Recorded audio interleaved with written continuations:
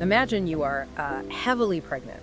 You are visiting your in-laws, and on the way over, you make a simple, totally innocent offer to pick up some snacks at a convenience store. It's a nice gesture. Right, just a nice gesture. But instead of saying thanks, your husband gets furious. And I mean furious before you even arrive at the house. Yeah, that is the kind of reaction that completely stops you in your tracks. Yeah. Because on the surface, well, it feels entirely disproportionate to a bag of potato chips. It really does. You would immediately wonder if you had done something terribly wrong, or, if your partner was simply losing their mind.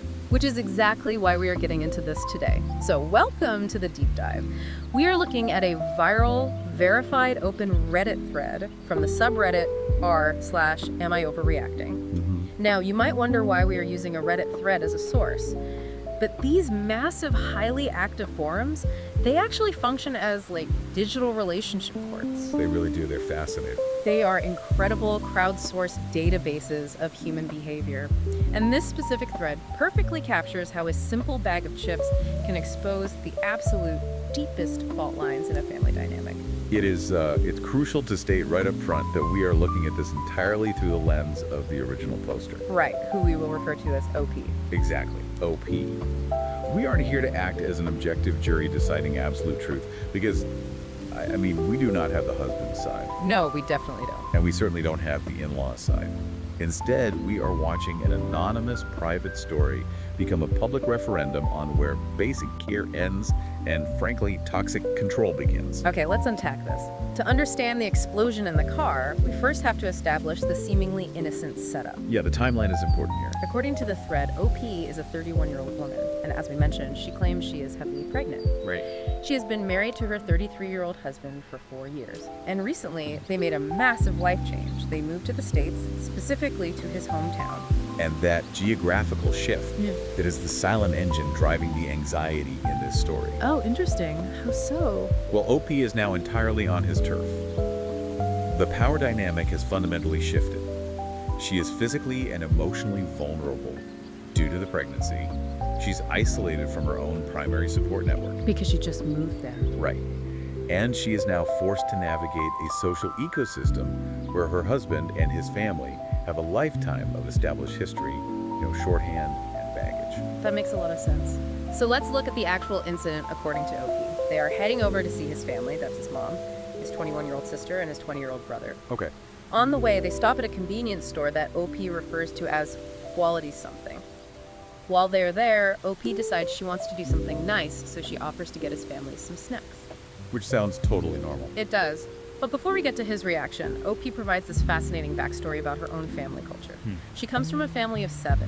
That is a big household. A very big household. But she describes them as a non-snack family. And the details she gives here are vital because they establish her baseline for what is normal. Yeah, OP claims that in her family, if there is a birthday, everyone eats exactly 1 slice of cake.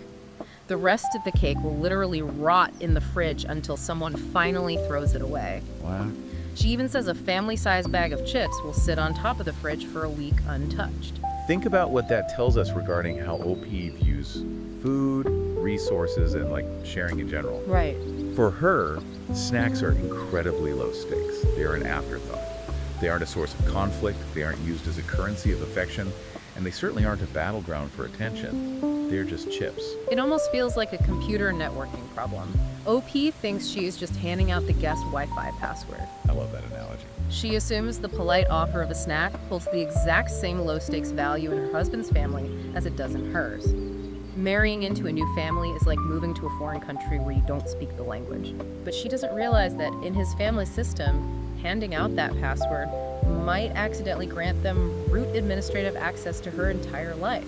That is a phenomenal way to frame it. OP's casual offer wasn't entering a neutral space. No, not at all. It was entering a pre-existing family system with entirely different rules, a completely different history, and, different expectations. And that brings us directly to the twist in the parking lot. OP makes this offer to text the family, and according to her, the husband gets furious. Furious. The thread reveals that he had explicitly warned her not to ask them what they wanted. He told her, in no uncertain terms, not to do it. He saw the security breach happening in real time, he pointed it out, and she initiated the breach anyway. Wait a minute, I have to push back on the husband here. Okay, go for it. If I am heavily pregnant, trying to be a thoughtful daughter-in-law, and I am literally just trying to buy someone a candy bar to smooth over the awkwardness of being the new person in town, how does that make me the problem? I see where you're coming from. Why is the husband aggressively policing her kindness? From the outside, he looks incredibly controlling and, frankly, ungrateful. What's fascinating here is that it is a really messy conflict map. But we have to differentiate between a partner being maliciously controlling and a partner desperately trying to act as a guide to a toxic system. Okay, a guide to a toxic system. Explain that. OP thought she was initiating a simple, closed-loop transaction of care. The logic is, I buy you a snack, you say thank you, we all feel good. Right, a normal interaction. But within the husband's family dynamic, an open-ended offer like, hey, what do you guys want from the store, is likely not processed as a gift at all. It is processed as a blank check. So explain the mechanics of that blank check. How does a candy bar turn into a systemic threat? We have to look at the psychology of enmeshed families, or families that just completely lack healthy boundaries. In these systems, requests easily morph into unrelenting pressure. The husband has 33 years of survival experience with these specific people. He likely knows that opening the door to his family's requests leads directly to entitlement. So it's a slippery slope. It is the psychology of extraction. You offer a snack today, they expect a customized meal tomorrow. You offer to pick something up on the way, suddenly you are their permanent, personal errand runner. Oh, wow. By asking them what they wanted anyway, OP completely bypassed the defensive wall her husband had spent a lifetime building.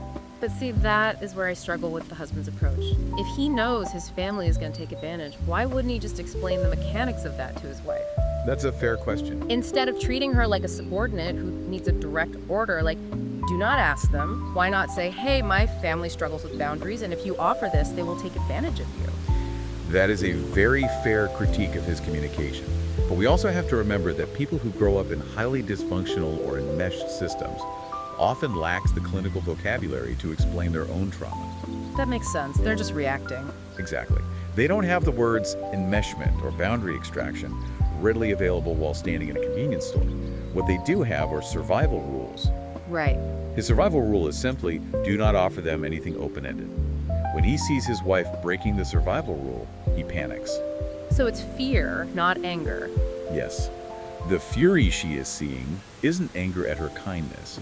It is the sheer panic of a man watching his pregnant wife willingly step into a trap he has spent decades learning to avoid. Which catapults this story from a private, tense fight in a car into a massive public debate. Because of course it does. It's Reddit. Exactly. When OP posted this on Reddit, she was likely looking for validation. She probably thought thousands of people would say, you are an angel, your husband is a jerk. Oh, I'm sure she did.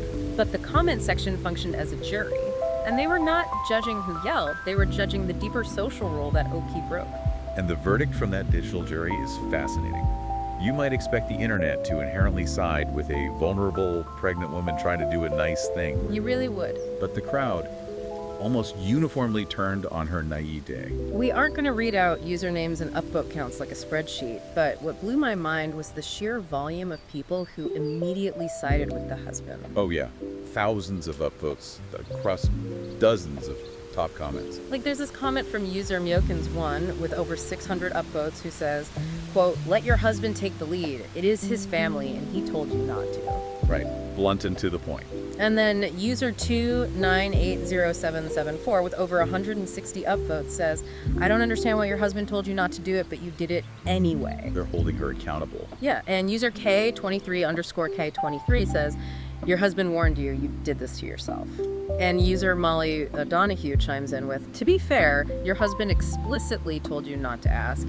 He knew what would happen. The overwhelming consensus there was essentially viewing this as a massive betrayal of the partnership. Definitely. Reddit isn't defending the in-laws here. No, they're defending the husband's boundary. They recognized a universal truth about relationship dynamics, particularly concerning in-laws. What's that? There is a chain of command, or a ring theory, when dealing with difficult extended families. The person whose blood family it is must always take the lead. Because they know the players. Exactly. They are the native guide. They have the map of the minefield. If the native guide says, do not step on that patch of grass, You don't argue that the grass looks perfectly safe to you. You simply don't step on it. You don't step on it. I want you, the listener, to think about your own relationships for a second. Have you ever tried to fix or smooth over a dynamic in your partner's family, only to realize you accidentally stepped on a landmine they had spent years trying to map out for you? It is an incredibly common trap. It really is. We inherently believe that our polite, normal behavior will act as a universal solvent that can magically dissolve decades of ingrained family dysfunction.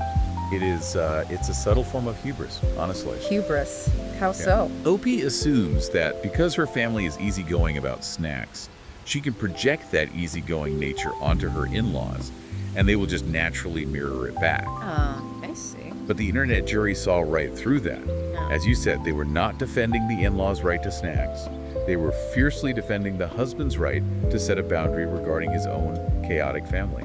Let's examine the escalation, because OP's own narrative reveals exactly why the husband's panic was totally justified. She didn't just walk in with a bag of chips. No, she made the open-ended offer. Right, she asked them what they wanted via text. And I want to bring up a crucial piece of evidence from a commenter named Kiharfriend. Oh, this part is so telling. OP includes this crucial detail in her post. She says, I offered to buy people snacks and, quote, they told me exactly what they wanted. Yes, that phrase, they told me exactly what they wanted, is a hinge on which this entire conflict swings. Why is that the hinge? Because that is the moment an offering becomes an extraction. In healthy dynamics, if someone says, hey, I'm running into the store, want anything, a polite response is usually, no thanks, I'm good. Or maybe, if you see a bottle of water, grab one. Right, it is kept low stakes. Yeah. It operates on a guest culture level of politeness where you don't burden the person offering.